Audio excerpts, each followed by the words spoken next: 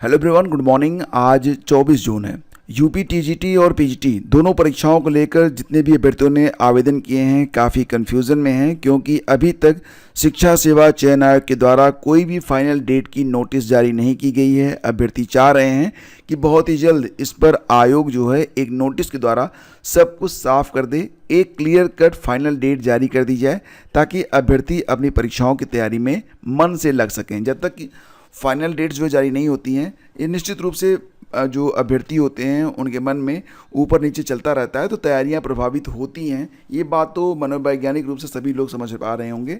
तो फ्रेंड्स, यहाँ पर बात करेंगे यूपी टीजीटी एग्ज़ाम के बारे में। जैसा कि आप लोग जानते हैं कि यूपी टीजीटी की परीक्षा तिथि अब तक 2 बार और पीजीटी की परीक्षा तिथियाँ 3 बार टल चुकी हैं, लेकिन अभी तक कोई भी फाइनल डेट नहीं आई है। पीजीटी के बारे में कहा जा रहा है कि परीक्षा जो है वो अगस्त के तीसरे सप्ताह में होगी, लेकिन यूपी टीजीटी को लेकर क्या, अब ये माना जा रहा है कि यूपी टीजीटी की जो 21 और 22 जुलाई को होने वाली परीक्षा थी, अब ये आरओ के बाद करवाई जाएगी। हालांकि विगत दिनों जब छात्र नेता अभ्यर्थी जाकर आयोग में इस बात के लिए जुटे थे कि यूपी टीजीटी परीक्षा तिथि को कंफर्म किया जाए, तो आयोग में अध्यक्ष से मुलाकात तो नहीं हुई थी। उस समय बात ये चली थी कि परीक्षा तिथियों को लेकर और संबंधित परीक्षाओं को लेकर जो अध्यक्ष हैं वो शासन से वार्ता हेतु लखनऊ में हैं, लेकिन वहाँ पर जो अन्य कर्मचारी और अधिकारी थे उन्होंने संकेत दिए थे कि बात जो है वो 30 और 31 जुलाई को कराने की चल रही है यूपी टीजीटी को।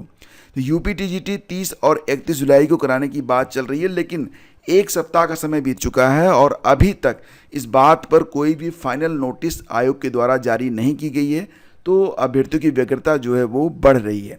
फिलहाल फ्रेंड्स, यहाँ पर सबसे ज़रूरी तो ये है कि शिक्षा सेवा चयन आयोग दोनों परीक्षाओं के लिए फाइनल डेट्स जारी कर दे। भले ही वो डेट्स थोड़ी सी पीछे चली जाए, लेकिन एक फाइनल डेट तो होना ही चाहिए, क्योंकि इस प्रकार से एक एक महीने तक परीक्षाओं को टालना ये किसी भी प्रकार से उचित नहीं है, और निश्चित रूप से इससे जो है ना अभ्यर्थियों में हताशा जो है वो बढ़ रही है। फिलहाल यूपी टीजीटी कब होगी इसके बारे में कोई भी फाइनल अपडेट नहीं है।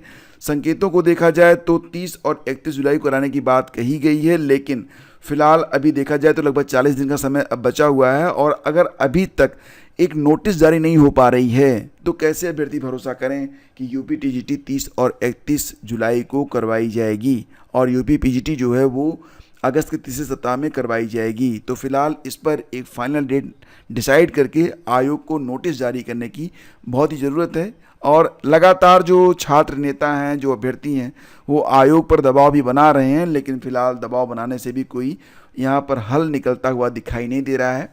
तो दरख्वास्त यही की जा रही है कि परीक्षा तिथियाँ जो हैं वो घोषित कर दी जाएँ, ताकि कम से कम जो अभ्यर्थी हैं वो अपनी तैयारी को आश्वस्त होकर कर सकें। तो फिलहाल फ्रेंड्स, यही खबर है। और इसके बाद आगे बढ़ते हैं तो आपको बताना चाहेंगे कि सर्वोदय विद्यालय में, यानी कि जो आश्रम पद्धति के विद्यालय थे जिसमें कॉन्ट्रैक्ट बेस पर भर्तियां जो हैं वो की जा रही थी, तो फिलहाल की जा रही थी कि मतलब इसका आवेदन जो है वो लिया गया है, और आवेदन की जो तिथि है वो बीत चुकी है। अब आवेदन तिथि जो समाप्त हो चुकी है। फिलहाल अब यहाँ पर जो इंटरव्यू होंगे, इंटरव्यू के लिए जो अभ्यर्थी चयनित किए जाएंगे उनकी सूची इसी वेबसाइट पर जारी की जाएगी।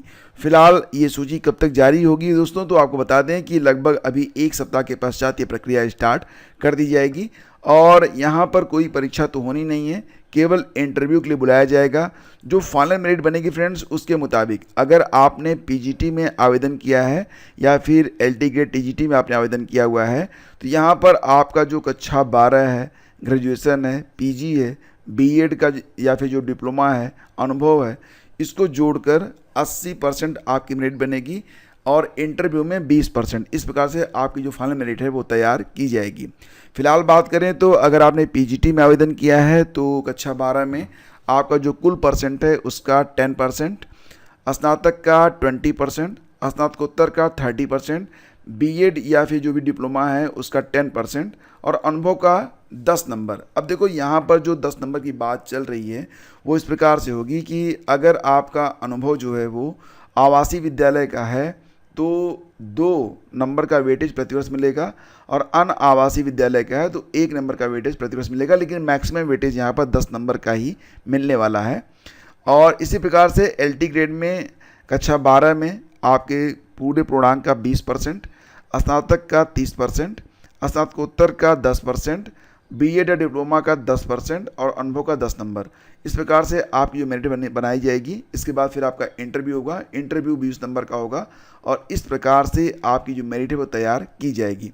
तो फ्रेंड्स, फिलहाल इस मेरिट सूची से विषयवार पदों के सापेक्ष 3 गुने तक की संख्या में अभ्यर्थियों को इंटरव्यू के लिए बुलाया जाएगा। अब सीटों की संख्या बहुत ज़्यादा तो है नहीं और आवेदन सुनने में आ रहे हैं कि बहुत ज़्यादा हुए हैं, तो मुझे लगता है ना कट ऑफ तो हाई ही जानी है। फिलहाल कट ऑफ के बारे में क्या एनालिसिस है, इसके बारे में एक अलग से वीडियो मैं आपके लिए अपलोड करूंगा। और आप तैयार रहिए, अपने जो डॉक्यूमेंट वगैरह हैं जिसका भी उल्लेख आपने फॉर्म भरते समय किया था, तो सारे डॉक्यूमेंट आप अपने रेडी रखिएगा। खासतौर से जो जाति प्रमाण पत्र वगैरह हैं वो सब अपना बनवा लीजिएगा और जैसे ही इंटरव्यू के लिए कोई नोटिस आती है आपको मैं यहाँ पर सूचित कर दूंगा। और ये जो आपका फाइनल मेरिट बनेगी, कैसे बनेगी ये नोटिफिकेशन अगर आपको चाहिए तो आप टेलीग्राम चैनल पर जाकर ले लीजिएगा। इसे मैं दोबारा से भेज दूंगा ताकि ज़्यादा आपको सर्च ना करना पड़े, ठीक है। और फ्रेंड्स, जैसा कि आप लोग जानते हैं कि राजस्थान में जो पीजीटी लेवल की शिक्षक भर्ती होती है उसकी परीक्षा 23 तारीख को शुरू हो चुकी है। 23 तारीख को और 26 तारीख को जीएस की परीक्षा जो है वो करवाई गई है। फिलहाल आप अगर यहाँ पर देखेंगे तो जीएस में जो पेपर कल पूछा गया था, कुल मिला के 10 बजे परीक्षा शुरू हुई थी जीएस की और 11:30 बजे चली थी, तो 1.5 घंटे में कुल मिला के 75 प्रश्न यहाँ पर पूछे गए थे। सभी प्रश्न बहुत ही शानदार पूछे गए थे। इसमें आप देखेंगे तो जीएस के भी कई सारे प्रश्न हैं। इसके अलावा कुछ प्रश्न जो है वो बेसिक लेवल मैथ के भी हैं। हालांकि ये टफ माने जाएंगे क्योंकि यहाँ पर अगर आपको काफ़ी अच्छा नॉलेज नहीं है, यहाँ पर देखेंगे तो मैथ के भी क्वेश्चन पूछे गए थे। इसके अलावा हिंदी के, अंग्रेजी के और करंट अफेयर के भी प्रश्न यहाँ पर पूछे गए थे। मैं आप लोगों से यही कहूँगा कि अगर आप आगामी कोई भी प्रतियोगी परीक्षा दे रहे हैं तो आप इस पेपर को ज़रूर देखिएगा अगर आप जीएस की तैयारी कर रहे हैं तो। और हालांकि ये पेपर मैंने पूरा सॉल्व करवा दिया है लेकिन बहुत कम लोगों ने देखा है, तो आप लोग देख लीजिएगा क्योंकि ये प्रश्न ज़रूरी हैं और आपको बदलते पैटर्न का ज्ञान होगा। खासतौर से वो अभ्यर्थी जिनकी परीक्षा अब 26 तारीख को होनी है जीएस वाली, वो लोग तो ज़रूरी इसको देख के जाएंगे। और इसकी पीडीएफ भी मैंने टेलीग्राम पर शेयर कर दी है, आप टेलीग्राम पर जाकर इसकी पीडीएफ भी ले सकते हैं। लेकिन दरख्वास्त यही कि आप ये पेपर ज़रूर देखें, इसका हल पेपर ज़रूर देखें और इसका लिंक आपको पहले कमेंट में मैं दे दूंगा, तो वहाँ से आप इसे देख सकते हैं। फ्रेंड्स, आगे बढ़ते हैं, बात करते हैं असिस्टेंट प्रोफेसर विज्ञापन संख्या 51 के रिजल्ट के बारे में। जैसा कि आप लोग जानते हैं कि बीएड असिस्टेंट प्रोफेसर को छोड़कर बाकी सभी विषयों की जो परीक्षा थी ये 16 और 17 अप्रैल को आयोजित की गई थी और अब इसका जो रिजल्ट है वो जुलाई में आएगा। इंटरव्यू अगस्त में कराने की तैयारी है।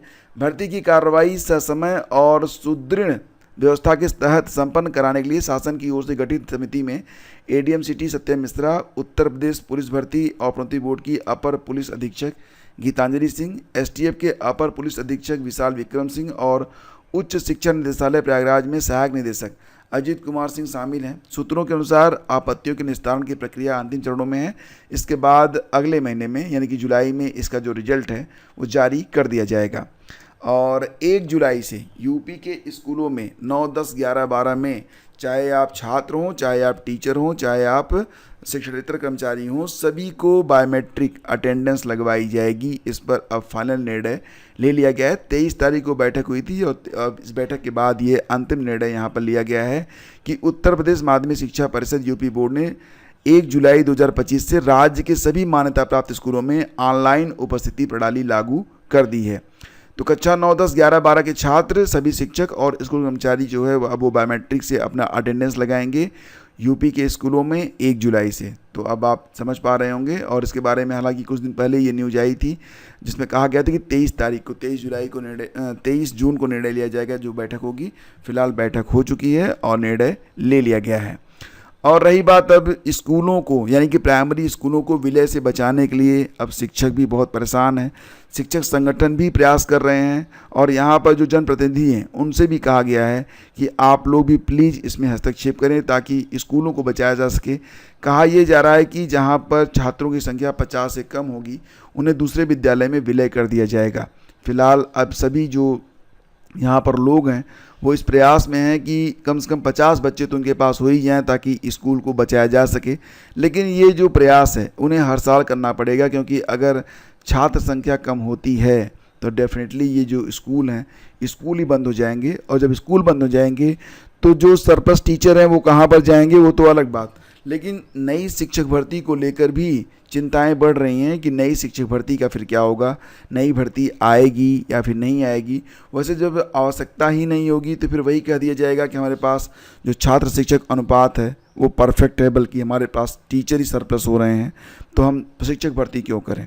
तो मिला जुला कर मामला यहाँ पर ये बन रहा है कि अब जो प्राइमरी स्कूल हैं उसमें छात्रों की संख्या बढ़े, और इसके लिए अब प्रयास खुद जो शिक्षक हैं, जो वहाँ पर कर्मचारी वगैरह हैं, वो लोग खुद कर रहे हैं।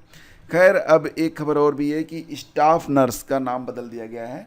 तो स्टाफ नर्स अब नर्सिंग ऑफिसर कहे जाएंगे, और जो nursing sister, nursing ward master होते हैं उनको सीनियर नर्सिंग अधिकारी के नाम से संबोधित किया जाएगा। यह परिवर्तन केंद्र सरकार की समरूपता के परिप्रेक्ष्य में किया गया है। जानकारी सोमवार को उप मुख्यमंत्री ब्रजेश पाठक ने दी है। तो दोस्तों, ये थी आज की पूरी update. Thank you so much हमसे जुड़ने के लिए। टेलीग्राम पर जुड़ जाइएगा, वहाँ पर आपको सारी इंपॉर्टेंट इन्फॉर्मेशन शेयर की जाती है। और अगर आपने अभी तक ज्वाइन नहीं किया है तो आपको पहले कमेंट में लिंक मिल जाएगा, क्लिक करके आप डायरेक्टली वहाँ पर जाकर जुड़ सकते हैं।